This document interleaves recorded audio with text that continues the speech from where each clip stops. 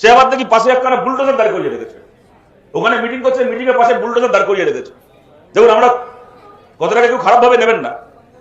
রাজনীতি হবে, যে যার দল আসবে, সভা করবে, মিটিং করবে, মিছিল করবে, নিজের বক্তব্য বলবে, তৃণমূলের চুরি নিয়ে কথা বলবে, আমাদের বামপন্থীদের প্রতি ওদের যা বক্তব্য সেগুলো বলবে, ওরা কি করতে চায় না করতে চায় বলবে, সেই সব আলাদা কথা। কিন্তু বুলডোজার কাকে দেখাচ্ছ?